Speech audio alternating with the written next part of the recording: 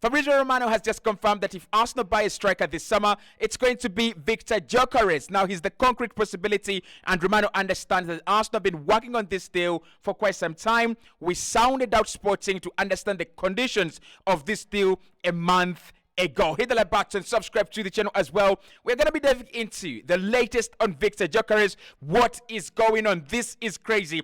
Fabrizio Romano says that the deal is not as close as sources in Portugal are saying. It is not advanced, it is not done, but at the moment, he is the concrete possibility. According to his information, this is a deal Arsenal have done a lot of groundwork on. And since months ago, Arsenal asked about the players' wages, the players' conditions, and Sporting Lisbon's conditions as well. Now, also reports from Germany are saying that there are 3 clubs that are in the race to sign Serhou Guirassy, and those 2 are Borussia Dortmund, AC Milan, and also Arsenal. Apart from Arsenal, the rest of the 2 other clubs seem like they already know what they're doing. BVB is leading that race to sign Serhou Guirassy, and also AC Milan is leading the race to sign Gyökeres. So it is Arsenal that is right there in the middle. We'll talk about Viktor Osimhen, whose price is still going down and going down. I told you that his price would go down. I told you that Napoli would budge, and I can't wait to talk to Glenn tonight, because we are going to be recording the Cossy and Glenn podcast, and I want to tell him I told you so. His price was going to go down. So let's get this video to 300 likes, and let's see what Fabrizio and other sources are talking about this deal. So first and foremost, Fabrizio says that if Arsenal buy a striker this summer, it's going to be Viktor Gyökeres. He is the concrete possibility. Arsenal reached out to know the conditions of this deal a few months ago, and ever since then, they've been working on that deal. Fabrizio also says that at the moment, Arsenal are not advanced or at advanced stages of negotiations with Viktor Gyökeres or for Viktor Gyökeres. He also says that they made contact on the player side already months ago between April and May, so they're informed of the conditions of the release clause, but also the cost of the deal in terms of salary and all the rest as well. That is according to Fabrizio Romano on Koftov's side in their episode called The Brief. So interesting stuff there from Fabrizio Romano, and also right on the Viktor Gyökeres topic. So let's start there. Viktor Gyökeres, lots of stories have been making rounds, and I told you this, that we were going to hear something from Osimhen. We were going to hear something from Fabrizio Romano, and I told you that whatever happens, let's wait for Fabrizio. Let's wait for Osimhen to either debunk or confirm. So what Fabrizio has done here with the Viktor Gyökeres story, he has confirmed stroke debunk. Now he confirms that he is a concrete possibility, and that actually washes away all the reports that have been saying Arsenal have moved on from Viktor Gyökeres. The deal is too expensive, blah blah blah, this and that. I don't see how Arsenal walk into the market to sign a player like Viktor Gyökeres, and they have to pay 85 million, which is negotiable, and you tell me the deal is too expensive for them. No way. So Fabrizio says that Arsenal look at him as a concrete possibility now that we're not getting Benjamin Sesko, and we know the details. We know the conditions of this deal. We have already talked to the player and his entourage between April and May. You can imagine. We talked to them around 60 days ago to understand what is the salary, what are the demands, what do they want in terms of add-ons and everything, and also to understand what is the position of Sporting Lisbon. I want to say that Sporting have never come out to say that they will not reduce on their asking price, or they will not negotiate on the release clause. They are not Benfica. For them, they have a release clause, and anyone who wants to get Viktor Gyökeres quickly can trigger that release clause, agree personal terms with the player, and move on. However, if you don't want to trigger the release clause, or you feel it's too much, which Arsenal really do, you can negotiate with them, and you can negotiate and find a better structure. Most stories today from Portugal are saying that Arsenal could pay around 76 million for Viktor Gyökeres, other than the 85 million pounds that has been reported. And for me, when I look at the 76 million, that is a figure I associate with Viktor Gyökeres. That is a figure that I associate with a striker who has banged in 50 goal contributions last season, had a very, very good season before, in the championship. that is that is the fee. 75 million, 76. I always valued him at around there. So if Arsenal go on to agree a deal for 76, 75 million for Viktor Gyokerez, I won't be disappointed. I would say good work, Edu, good work, Mikel. Now, what are the chances that this actually happens? I think what the sources in Portugal are doing is they're trying to be ahead. They're trying to get ahead of Romano. They're trying to get ahead of David Onstein. I think we might be a little bit further back in terms of negotiations. Maybe Arsenal have not even sent in an initial bid, right? Because if we had sent in an initial bid or maybe a second bid, Fabrizio Romano would know. David Onstein would know, right? And of course, Fabrizio in that debrief, he says, I was told that all the reports coming out of Portugal that the deal is closed and advanced, that is not true at the moment. So it is not advanced, right? But he doesn't say it is not happening. He doesn't say that he's not a target. He doesn't actually. When you look at that statement, that actually puts Viktor Gyökeres as the priority now, because it says concrete possibility. That places him over Zirkzee, that places him over Serhou Guirassy, that places him over Osimhen, that places him over anyone that Arsenal have been reported, close to, even Ferguson. So keep your eyes open on this deal. Keep your eyes open on the Viktor Gyökeres deal.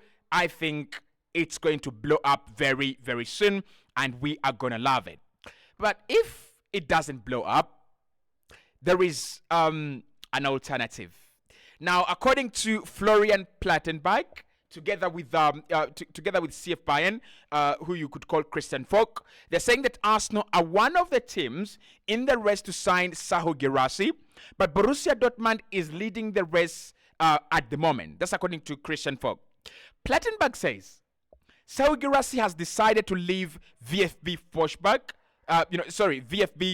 Stuttgart this summer. Guirassy has informed Stuttgart also of his decision. This has also been reported via Bild. Dortmund, AC Milan and Arsenal are in the race. Chelsea, as you would have expected, are out of this race, and we don't want to hear their name again near Serhou Guirassy. Thank you so much. Arsenal in there for Serhou Guirassy. 28 years of age. He's got a release clause of 18.7, 18.9 million euros. Not a bad deal, is it? Not a bad deal for a 28-year-old. My problem with Serhou Guirassy is this. Guirassy is the pure definition of a one-season wonder. Don't get me wrong. I'm not saying don't sign him. I'm saying he is the pure definition of a one-season wonder. Like, when they ask me, define a one-season wonder, I would write, a one-season wonder is Serhou Guirassy outscoring almost everyone in the first part of the campaign in the German Bundesliga, ending with a remarkable number of GA in the German Bundesliga season. End of story. That is Serhou Guirassy. But Serhou Guirassy is an important deal for many clubs, just like Xavi Simons, just like Nico Williams, just like Joshua Zirkzee.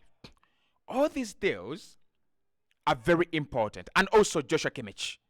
Why they're important is, as clubs struggle to balance the books, we might not see a lot of clubs, including Arsenal, by the way, we might not see even Arsenal go out there to sign 90 million, 100 million pound players. So we might see Arsenal, laying low for a season. Remember, in the last 3 seasons, we've been going rampant. We signed Ben White for 50 million in one window. The other window, we signed Gabriel Jesus for 50 million. The other window, we signed, Kai Havertz and Timber and Rice for a combined 200 million. Arsenal have been spending around 200 million every single summer. I mean, somehow we've been squeezing out 200 million every single summer. So this is the window where Arsenal could go, let's spend a little bit less. Let's lie low. We will improve the quality of the squad, but we are going to look at strikers. We're going to, not strikers, but signings that are going to cost a little bit less. And that is where players like Serhou Guirassy come in. That is where players like Joshua Kimmich come in. That's where players like Xavi Simons come in. Imagine getting a player like Guirassy at 18 million euros. You get Kimmich for 20 million euros. You get Xavi Simons on loan. And you get Nico Williams for 50 million euros.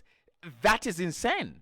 That is like 100 million euros or less on 4 players that really boost up the availability and selection options in your squad. But then also quality as well. I mean, Simons is quality. Guirassy, quality, would say. But of course, that one season wonder thing is still around his neck. Now, BVB is leading the race to sign Serhou Guirassy. And I also think that the agent of the player is using Arsenal here. I'm sorry. He is using us to get BVB pay up. You know, with release clauses, I've told you before, it's about personal terms. If you agree personal terms with the player and his agent, you go and trigger the release clause. It's done. Done and dusted. That's what Bayern did with Michael Olise.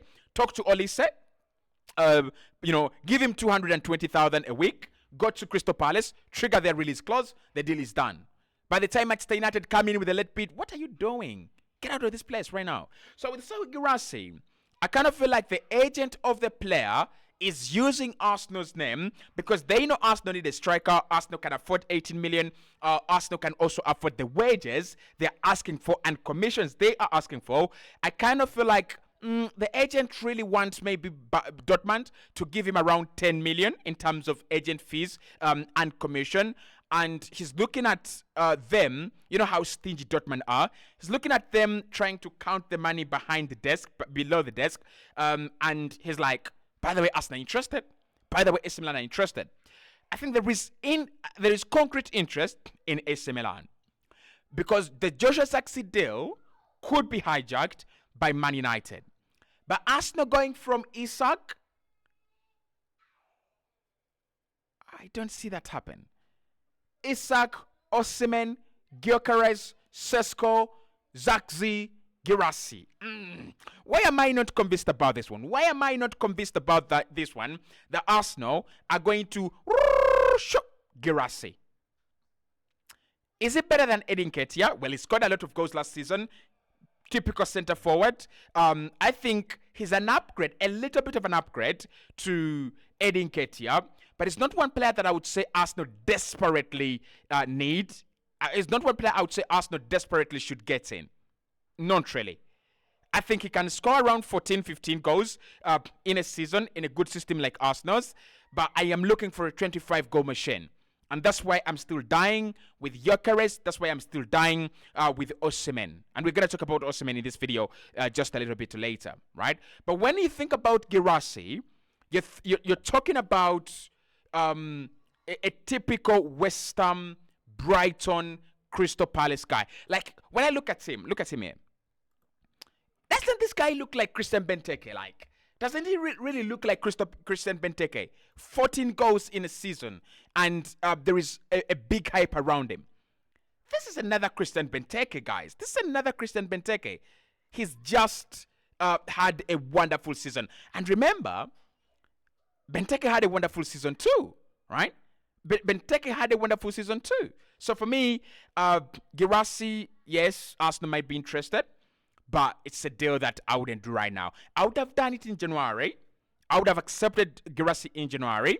We were desperate, right? Remember, by the time we went into the January transfer window, we had lost to Fulham. We had lost to Newcastle around there. We had lost to Everton. We had lost to West Ham, right? So we were desperate. And then we had drawn against Liverpool 1-1. And then Liverpool had beat us in the FA Cup, I think 2-0. In a performance where we played very well but failed to finish. So we were desperate to get in number 9. Then I wanted Guirassy. Now I want better. I want more. Now, in terms of wanting more, Arsenal have been handed another opportunity. That opportunity is at Napoli, who are saying that they're willing to lower their fee on Viktor Osimhen from 100 million euros. That is to 100 million euros. That is 85 million pounds. Initially, it was 120 million euros, right? There have been no offers yet, but the player dreams of playing in the Premier League. That's according to a source in Italy. Um, mm, mm, mm. Why am I not? Why am I not moved with this one? I knew the price was gonna go down. Glenn, I told you the Viktor Osimhen price was going to come down. I told you, find that clip, run that clip. I told you the Viktor Osimhen price will come down, and I also told you that the Viktor Gyökeres price will come down, and it will come down, trust me. I think many of these overhyped prices right now, when clubs understand that the clubs that have to pay the money are working with PSR, tough PSR boundaries, they're gonna drop those prices. So Osimhen, I'm not surprised. But why am I not, excited that he's going to come to Arsenal after the price has dropped? Because the starting price, negotiation price for Gyokerez is 85, so it could drop to 75. So if Napoli are dropping theirs to 85, still we can go and get Gyokerez for cheaper. So, yeah. I'll speak to you right in the next one.